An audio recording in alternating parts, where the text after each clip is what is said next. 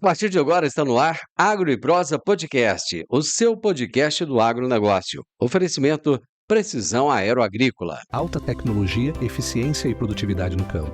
Com a Precisão Aeroagrícola, você tem maior uniformidade na aplicação, sem amassar plantas e sem compactar o solo. Tudo isso com menor impacto ambiental e uma equipe comprometida com ética, respeito, inovação e resultados. Certificação em aplicação aeroagrícola sustentável, base em Catalão e pontos de apoio em Goiás, Minas Gerais e São Paulo. Precisão Aeroagrícola, sua aplicação em boas mãos. Acesse www.precisãoaeroagrícola.com.br. Agro e Prosa, apresentação Divino Ronaldo. O Brasil hoje é um gigante na produção de tilápias, mas o crescimento acelerado trouxe desafios sanitários que podem comprometer o lucro do produtor. Hoje vamos entender como a ciência está mudando o jogo da aquicultura. Novos dados mostram que a vacinação combinada pode elevar a sobrevivência dos lotes para 95% e reduzir drasticamente o uso de antibióticos. Para explicar como proteger o seu peixe e o seu bolso, conversamos agora com Thalita Morgenstern, coordenadora técnica da MSD Saúde Animal. Thalita, seja muito bem-vinda. Muito obrigada, Divino. É um prazer estar junto com vocês e bora lá falar de peixe. Vamos falar de peixe. Eu vou começar tentando entender o seguinte. Esses dias eu ouvi uma declaração do pessoal da Peixe BR e eles diziam que a proteína que mais cresceu em consumo no Brasil no ano passado foi a proteína do peixe. O brasileiro está comendo mais peixe? E se sim, por quê? Tá comendo, Divino. De fato, o peixe, por si só, ele cresceu muito nos últimos anos. A gente vê números de 2016 para 2026, um crescimento de quase que 124% a mais. Então, a gente saiu de 300 toneladas em 2016 para 700 toneladas no ano para 2026. E sim, a gente tem produzido muito peixe, o consumidor ele tem buscado cada vez mais o peixe, porque ele é uma proteína fácil de preparo, fácil para você estar incluindo na alimentação, e sem dizer, né, que o peixe ele é muito saboroso. Eu sou muito suspeita a falar, porque eu sou uma consumidora nata de peixe. E sem dúvida, Divino, o consumo tem aumentado, e isso é muito expressivo por conta do nosso consumidor buscando essa proteína mais saudável. Mas eu tenho a impressão que o consumo de peixe aqui no Brasil ele ainda é baixo, não é? Ou não? Ele é baixo, se a gente vê o consumo per capita, ele chega próximo aos 3 quilos por pessoa. Se você for comparar com uma proteína como de frango, ou de suíno, ou de gado mesmo, o consumo é muito maior. Apesar de ser baixo esse 3 quilos aí por pessoa, a gente vê que tem crescido muito a busca e a procura, até porque se você for ver uma gôndola, anteriormente, anos atrás, você encontrava uma, duas marcas. Hoje, bom, diga por si só, tem uma gama de marcas aí disponíveis para você estar adquirindo, seja o filé fresco, seja o filé congelado, seja outros aperitivos, né, direcionados da tilápia. Então tem muita opção para a gente estar consumindo peixe. Bom, dentro da carne suína, da carne bovina, da carne do frango, eles criaram estratégias de cortes diferenciados para que as pessoas pudessem consumir mais. No caso dos peixes, aconteceu a mesma coisa ou não? Hoje, quando a gente fala de tilápia em especial, vamos falar de tilápia. A tilápia, quando eu produzo ela, apenas 30% da tilápia tem um animal de 1 quilo, apenas aí 30% desse 1 quilo eu consigo manipular ele no frigorífico para trazer o filé até a mesa do cliente, certo? O que eu consigo fazer com esses 70% são os derivados dela. Aí entra, por exemplo, o trouxinha de tilápia, pastelzinho de tilápia, eu consigo fazer através do CMC desse 70% que eu não consumi do filé. Tem, com certeza, outros derivados dela, além, né, do filé. Mas o nosso carro-chefe hoje, falando de tilápia, com certeza é o filé. Bom, o Brasil, logicamente, que está produzindo mais, isso é muito bom, é maravilhoso, porque tem mais opção na mesa, porém, existem riscos sanitários com esse crescimento acelerado, né? Que riscos são esses? Quando a gente fala nesse crescimento divino, ele é muito impactante, né? Como eu comentei anteriormente, foram 10 anos, né, que a gente deu esse salto aí de mais de 124% na nossa produção. A gente tem basicamente dois sistemas de cultivo no Brasil. O tanque escavado, que é quando eu cultivo a minha tilápia no tanque de terra, propriamente dito, e o tanque rede, que é onde eu utilizo as águas da União. Então eu consigo produzir em reservatórios, como por exemplo aqui perto de casa, aqui em Ilha Solteira, outros reservatórios, por exemplo, de Morada Nova de Minas, sul de Minas. E quando eu produzo essa tilápia no reservatório, eu aumento a minha pressão sanitária, porque eu preciso necessariamente intensificar essa produção.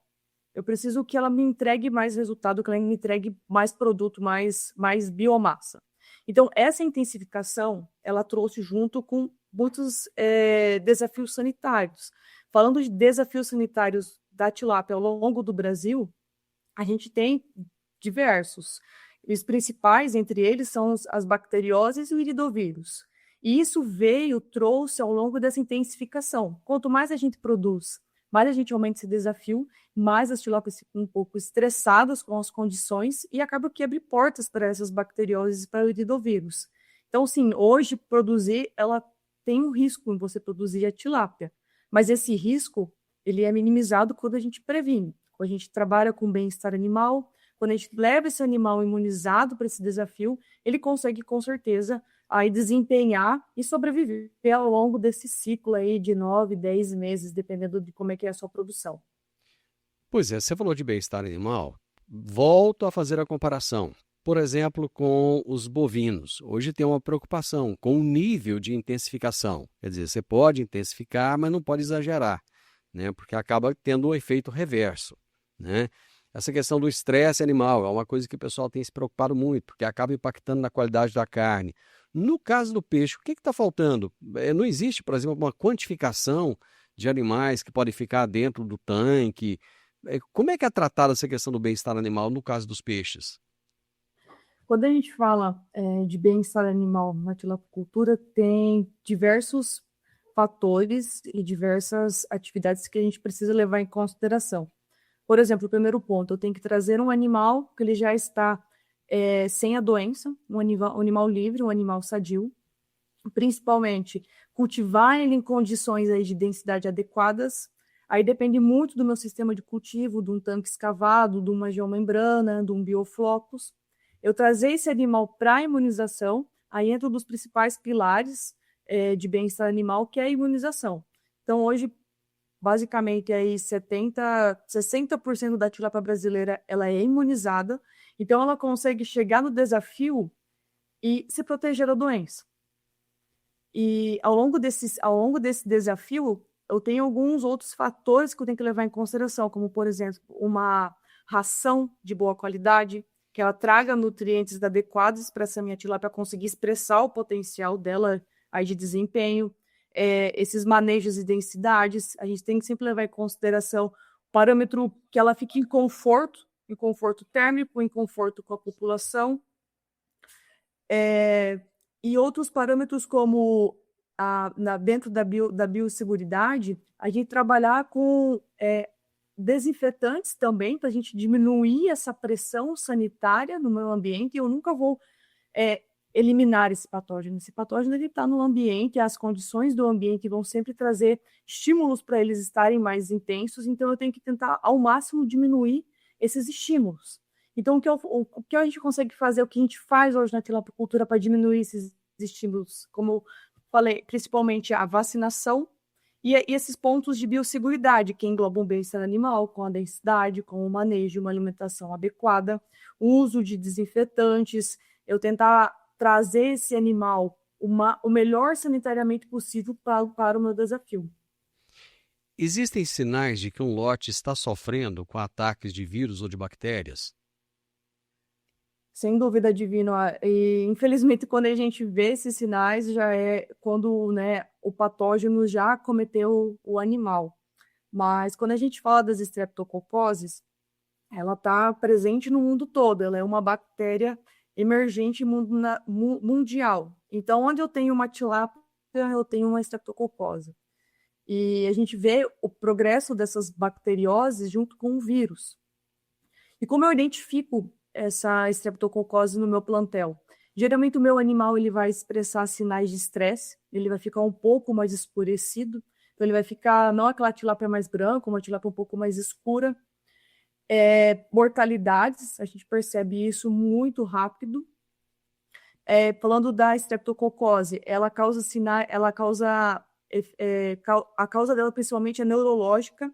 Então, eu vou observar meu animal a campo tendo nados erráticos, nados em rodopios, exoftalmia, que é o olho saltado, aquela tilápia com aquele olho um pouco mais expressivo, saltado, e acúmulo de líquido. A gente vê as tilápias um pouquinho mais gordinhas, e isso, quando a gente faz uma necrópsia, a gente observa esse acúmulo de líquido, e principalmente a mortalidade. A mortalidade da bacteriose era um pouco diferente da mortalidade do vírus. Ela é uma mortalidade que a gente vai sentindo dia a dia. Então, aquele meu tanque que eu tenho lá 6.000 animais, eu vou sentindo 3, 4, 5. Esse meu animal ele fica apático, ele não se alimenta tão bem. Então, eu consigo observar no campo esses principais sintomas e a gente tem que relacionar com o meu sistema. Por exemplo, no tanque-rede, a estreptococose ela comete geralmente animais no terço final da produção. Então, são animais aí de 600, 700, 800, 1 quilo. É meu animal que está em probate. Ela comete principalmente esses animais da engorda. E, geralmente, é uma característica dela em temperaturas mais altas. Então, por exemplo, hoje aqui em Santa Fé do Sul, a gente está com uma temperatura no reservatório de 28, 29 graus. Isso é uma temperatura ela é gatilho para a bacteriose, tanto para ela se multiplicar, quanto para ela cometer o animal. Então, temperaturas altas, animais de engorda e sistemas de cultivos intensos, como os tanques-redes, são as principais características que eu tenho que estar atenta, falando de estreptococose. E quando eu falo do iridovírus, ele tem um perfil um pouco diferente. A gente viu os primeiros positivados de iridovírus no Brasil em 2019 e 2020. Acredita-se que ele veio para cá através de animais ornamentais, porque ele acomete aí tanto animais ornamentais quanto animais de produção. E o sintoma do vírus, ele é um pouco diferente da bactéria. A mortalidade dele é muito mais aguda. Como eu falei, a bactéria ela é uma mortalidade que você sente ela diariamente. Já o vírus é um pico agressivo. E esse pico agressivo, o que é o gatilho desse pico, é a mudança de temperatura, principalmente, sistemas de cultivos intensos e, lógico, o patógeno no ambiente. E como eu vejo esse meu animal acometido pelo iridovírus? Ele é um animal que ele fica apático, anêmico, ele não se alimenta tão bem, ele também tem acúmulo de líquido, as brânquias dele costumam ficar um pouco mais esbranquiçadas, mais clarinhas, e essa mortalidade aguda. E ele acomete principalmente os órgãos que fazem os órgãos hematopoéticos, que são os órgãos que vão produzir os anticorpos contra ele. Então, ele afeta o baço e o rim. Então, ele é um patógeno imunossupressor.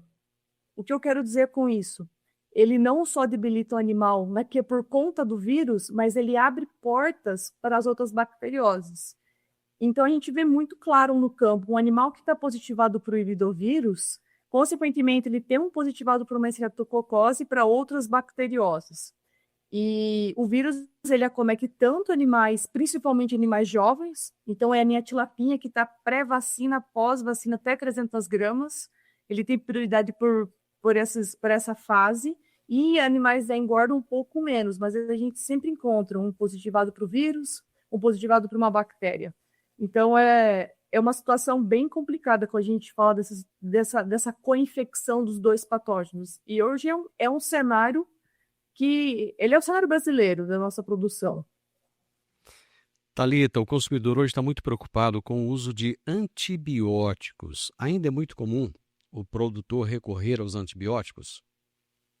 É comum porque o antibiótico ele é uma medida, né, curativa. A gente utiliza ele de maneira assertiva e de maneira controlada, onde eu não consigo alcançar aí a minha cobertura vacinal ou onde eu tenho alguma outra bacteriose que acomete o animal, que não seja uma estreptococose, por exemplo. Mas se a gente for pensar, for avaliar a nossa evolução da tilapicultura, a MSD Saúde Animal ela trouxe para o Brasil em 2011 a primeira vacina comercial para imunizar contra estreptococcus, a galactoserotipo 1B e IN. Então, desde 2011 a gente vem trabalhando vem trabalhando os produtores para imunização, para a gente trazer um animal prevenido, para a gente diminuir esse uso aí do antibiótico. Então, sim, a gente utiliza, ele é uma ferramenta que ela não é dispensável, a gente precisa dela no campo, mas, logicamente, a Divina a gente tem utilizado sempre de maneira bem conservadora, e em situações realmente de tratamento, não de prevenção, realmente curativo, quando a minha vacina não está performando, ou quando eu tenho alguma outra bacteriose que a vacina não cobre, eu tenho essa necessidade de estar prevenindo, aí, curando o animal, na verdade, contra o patógeno. Mas esse antibiótico, ele chega a deixar algum residual que faça mal para a saúde humana ou não? Não, ele não chega a deixar nenhum residual, ele tem lá seu período de carência. Isso é muito bem descrito hoje nas bulas que a gente encontra dos antibióticos que estão registrados para aqua no Brasil. Mas, assim, sendo bem transparente, o uso dele tem sido bem conservador e realmente para momentos que a gente sente necessário o tratamento. Porque a ferramenta da prevenção, a ferramenta da vacina, ela pode ser algo novo, mas ela é um pilar muito bem consolidado já na tilapicultura. Hoje, basicamente, salvo o pessoal que produz em tanque escavado, que não tem tanto desafio por bacterioses, por idovírus, basicamente 100% de todas as produções aí de tanque e rede dos reservatórios são com animais imunizados. Então, a gente tem utilizado muito menos antibiótico do que anteriormente, quando iniciou-se as produções de tilapicultura. Mas você explicou muito bem aí os sintomas da... Deixa eu ver se eu dou conta de falar esses nomes, né? São difíceis. Iridovírus, né? E o outro é Streptococcus, é isso? Isso mesmo, Streptococcus agalactiae, aí eu tenho vários sorotipos aí dentro dessa bacteriose. É uma salada de fruta, mas a gente se entende. Acontece das tilápias serem acometidas pelos dois problemas simultaneamente? Com certeza. E falando ainda mais do desafio, né, do tanque-rede, é um cenário que a gente observa quase que todos os dias. Hoje, basicamente, nossos protocolos de instrução que a MSD Saúde Animal passa para os produtores é a gente realizar essa imunização aí combinada, tanto para a estreptococose quanto para o iridovírus. E a gente vê a performance no campo, ela é muito melhor, onde eu tenho cenários aí de intensificação do iridovírus e da bacteriose. A gente consegue baixar muito bem a prevalência do patógeno e ter resultados aí de boas biomassas despescadas. Se o produtor resolver vacinar as tilapinhas dele apenas contra o Streptococcus, por exemplo, já é suficiente para garantir a saúde do lote? Aí, Divino, depende muito de onde esse produtor está hoje localizado, né? Depende do sistema de cultivo dele. Se ele é um produtor, por exemplo, de um tanque escavado, onde eu tenho... O tanque escavado, assim, ele é o ambiente da tilápia. A tilápia, para eu contextualizar um pouco, ela é natural do Rio Nilo. Então, a gente trouxe ela para cá e ela tem essa peculiaridade dela gostar de águas lênticas, águas mais verdes. Ela não se alimenta só, né, de ração, de frutinhas, quando ela está de frutas, de outros animaizinhos, quando ela está livre no ambiente, mas ela também é filtradora. Então, quando eu tenho essa tilápia num tanque escavado, ela está filtrando, ela está num conforto térmico dela, de uma água lêntica, ela performa muito melhor, eu tenho um ambiente mais controlado, e vamos pensar nesse cenário, do qual eu tenho apenas o desafio por Streptococcus, eu vou imunizar o meu animal, ele vai performar muito bem. Agora vamos pensar num segundo cenário, de um tanque-rede, num local que eu tenho incidência de iridovírus e de Streptococcus. Se eu imunizar apenas esse animal aí para Streptococcus, provavelmente ele não vai performar tão bem, porque eu vou ter aí o iridovírus acometendo esse animal. E como o iridovírus ele tem essa característica imunossupressora, ele vai baixar a imunidade do animal e, consequentemente, eu vou ter aí co-infecções, possivelmente por Streptococcus, em alguns momentos até mesmo vacinando por Streptococcus ou outras bacterioses. Então, depende muito do cenário que a gente tem do produtor. Mas, assim, se eu tenho um ambiente positivo para iridovírus e eu tenho um ambiente positivo para Streptococcus, o melhor caminho é eu imunizar para os dois patógenos. Se eu quiser realmente despescar, ter o meu produto final, de realmente ter a minha lucratividade, eu imunizar hoje para esses dois patógenos. E cenário de Brasil, a gente vê muito isso. Grandes produtores estão basicamente migrando para essa vacinação combinada, porque eles têm muitas percas por iridovírus. E aí, quando você fecha a conta no final do mês, no final do lote, não vale a pena não imunizar. Então, sim, vale a pena a gente prevenir esse animal. Deixa eu ver se eu entendi. Na prática, o ideal é fazer essa vacinação combinada. Como é que funciona isso na prática? Quando a gente fala de imunização de tilápias, é até engraçado, porque quando eu compartilhei com a minha família sobre, todo mundo ficou assim, e aí, Thalita, como é? E como é que eu faço? Como é que vacina? É peixe por peixe? De fato, é peixe por peixe. A gente trabalha esse animal para ele estar um dia antes sem estar recebendo ração, então ele fica em jejum nesse primeiro dia que antecede a vacinação. Ele fica no conforto térmico, no conforto ambiental. Então, eu levo esse animal para imunizar. Primeiramente, eu anestesio ele com óleo de cravo. Aí tem vários no mercado, mas a essência desse anestésico é o óleo de cravo. Esse meu animal ele vai estar anestesiado. E quando ele entra para a mesa de vacinação, eu faço essa vacinação intraperitoneal, um pouquinho para baixo da nadadeira peitoral da tilápia. Tem um espacinho que é um pouco mais mole, digamos, que eu consigo fazer a introdução da minha agulha e através de uma vacinadora dupla, eu consigo fazer essa vacinação para Streptococcus e para iridovírus. Então, ela puxa, né, esses dois líquidos separadamente e eu faço essa introdução do líquido dentro da cavidade do animal. Então, ele passa pelo processo, aí isso dura aí cerca de 2 minutos no máximo, que ele fica em um período um pouquinho estressante, volta para o meu tanque e ele consegue aí, possivelmente, nos próximos 6, 7 dias, já consegue ter consegue já gerar os anticorpos para essa doença e consegue aí começar a ter essa proteção para enfrentar o desafio. E o importante é que esse processo de vacinação, Divino, ele é não só sobre, né, a minha vacina, eu posso ter a melhor vacina do mundo, mas esse processo de vacinação ele tem que levar muito em consideração o bem-estar animal.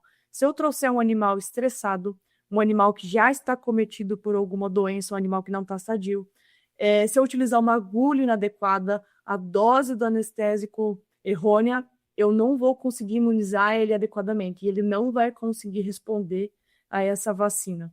Então, a gente sempre faz todos os nossos processos pensando nesse bem-estar, porque é através dessa qualidade desse meu animal que ele vai conseguir performar ao longo do tempo. E um animal que não foi bem imunizado, ou que não teve imunização, ou que passou por um desafio inicial, ele não é um animal que no final do ciclo ele vai me dar uma rentabilidade, ele vai me dar o mínimo. E falando de piscicultura, cada peixe é levado em consideração, cada peixe conta. Então, cada vacina conta, cada peixe imunizado conta estar bem imunizado para ele aí conseguir performar o ciclo todo. É um conjunto de ações, né? Não é uma coisa só. É o que você disse, né? Não adianta ter a melhor vacina do mundo se você vai lá e faz mal feito. Se não tiver a preocupação com todos os detalhes, acaba que não adianta. Deixa eu voltar no ponto do antibiótico de novo. Você falou que hoje o uso é bem conservador. No caso de utilizar essas vacinas, fazendo essa vacinação combinada, diminui-se o uso do antibiótico? Com certeza, porque vamos falar primeiramente de Streptococcus. Streptococcus, se eu não imunizo, meu animal vai começar a apresentar sintomas, então necessariamente eu preciso tratar ele, né, com antibiótico para ele sobreviver. Só que quando a gente faz um comparativo do ganho do animal imunizado versus um animal tratado, com antibiótico, o animal imunizado, ele tem uma rentabilidade muito maior. Ele é um animal que ele vai ter logicamente, uma sobrevivência melhor e ele vai conseguir ter um desempenho zootécnico melhor. Porque um animal que passou por um processo de tratamento de antibiótico, necessariamente ele não está curado do patógeno. O patógeno ele está no ambiente. Então, se ele passar novamente por um momento de estresse, pode acontecer dele ter novamente ele ser acometido por essa bacteriose. E eu vou ter que necessariamente tá tratando ele com antibiótico mais uma vez. E sem contar que o uso indiscriminado ou o uso constante desse antibiótico, ele traz consigo aí malefícios de resistência bacteriana. Então, pode ser que essa molécula que hoje está registrada para ACO, em algum momento eu não vou mais conseguir utilizar ela se eu tá manipulando ela desenfreadamente. Isso falando de bacteriose. E quando a gente fala de vírus, o vírus ele não trata. O vírus, a característica dele é igual à característica de um vírus de humano. Ele não trata. A gente precisa prevenir ele. Então, se o meu animal está tendo essa mortalidade por iridovírus, eu vou estar tratando ele, eu posso estar aí contribuindo com as bacterioses secundárias. Mas, necessariamente, o meu problema principal, que é o vírus, eu não vou conseguir tratar. Porque o vírus, ele é a prevenção e a prevenção. Então, quando a gente fala de bacterioses e quando o vírus, a gente tem 2 patógenos de características diferentes, sintomas diferentes e prevenções diferentes. Mas, no final do dia, é a prevenção que a gente precisa sempre olhar.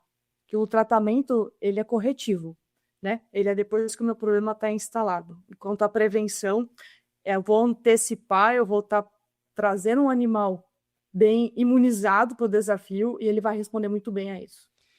Bom, logicamente que está todo mundo preocupado com o custo. O custo dessa vacinação para o produtor de tilápia, ele é alto? Muito pelo contrário, se a gente for pensar na vacinação, for olhar a vacinação com um seguro de carro. A gente faz às vezes essa analogia. Longe de mim eu ter algum acidente ou precisar utilizar o meu seguro de carro, mas eu tenho o meu seguro de carro, eu estou protegido. Se a gente olhar a vacinação como um seguro e como uma previsibilidade do meu lote, o custo dela é muito ilusório. Quando a gente vai imunizar um animal, logicamente eu preciso ter uma equipe que ela tenha um treinamento, eu preciso ter os instrumentos de vacinação, eu vou demandar um dia para eu fazer essa vacinação, o tempo dessa minha equipe, mas o custo dela, pensando no custo do antibiótico, é muito menor. Porque enquanto eu estou trazendo esse animal prevenido, o antibiótico eu já vou ter tido a perca do animal que foi acometido. Sem contar que, né, eu posso ter possivelmente uma reinfecção novamente dessa mesma bacteriose, eu vou ter que utilizar o antibiótico novamente. Colocando na ponta do lápis, Divino, o custo ele é muito baixo, pensando que eu estou prevenindo todo o meu plantel e estou trazendo aí uma sustentabilidade muito maior e melhor para o meu ambiente. E quando eu imunizo esses animais, eu baixo a pressão sanitária no meu ambiente. O que isso quer dizer? O patógeno ele não vai embora, ele vai estar presente ali. Mas os meus animais vão estar todos imunizados. Então, eu vou diminuir a circulação desse patógeno no ambiente. E, consequentemente, quando eu tiver um desafio, seja ele por temperatura, seja por estresse, seja por um problema de malnutrição, o meu animal ele já vai estar num ambiente que tem menos pressão sanitária. Então, a minha vacina vai performar melhor, o meu animal vai performar melhor e eu vou ter resultados muito mais sólidos. E nada mais concreto do que, né, Divino, diferente de uma ave, diferente de um gado, diferente de um suíno, a tilápia, eu coloco ela no meu tanque e ela passa 9 meses de cultivo dentro desse mesmo tanque. Às vezes a gente faz classificações, só que eu não estou vendo olho no olho o meu peixe ali. Eu coleto a mortalidade diariamente, mas eu não estou olho no olho na peixe ali. É uma previsibilidade muito diferente de um suíno, de uma ave, de um gado. Então, de fato, um animal prevenido, ele é com certeza um lucro que eu vou ter muito mais garantido do que um animal não prevenido. Thalita, obrigado. Eu tenho certeza que a nossa audiência gostou da conversa, viu? Eu, por exemplo, aprendi bastante sobre tilápia Acho que vou até passar a comer mais peixe a partir de agora. Obrigado, viu? Por favor, coma mais peixe. Essa é a nossa hashtag. Tá joia, um abraço, até mais. Valeu, até mais. Tchau, tchau. Tchau, tchau. Eu conversei com a Thalita Morgenstern, que é a coordenadora técnica da Unidade de Aquicultura da MSD Saúde Animal. E o tema foi: vacinação combinada em tilápias reduz o uso de antibióticos. Se você gostou da nossa prosa, deixe um gostei, compartilhe com o máximo de pessoas possível. Deixe comentários aí pra gente se você tem comido mais peixe. Recomende para as outras pessoas, faz bem para a saúde. Se inscreva no nosso canal, isso também faz bem para a saúde. Grande abraço, até a próxima prosa. Tchau, tchau. O podcast Agro e Prosa tem o objetivo de falar do agronegócio de forma fácil, simples e descomplicada. Diariamente conversamos com os maiores atores do agro e abordamos os mais diversos assuntos de interesse de produtores rurais, técnicos, pesquisadores, profissionais da área e simpatizantes do agronegócio. Se você gosta do nosso podcast, então você pode nos ajudar. É muito simples. Basta seguir-nos nas principais plataformas de streaming e também no YouTube. Se você deixar um gostei, compartilhar os episódios e deixar um comentário, já vai nos ajudar muito a dar relevância tanto ao podcast quanto ao canal. E o mais importante de tudo, nos siga para receber notificações de novos vídeos e episódios. Um grande abraço para você e até a nossa próxima prosa.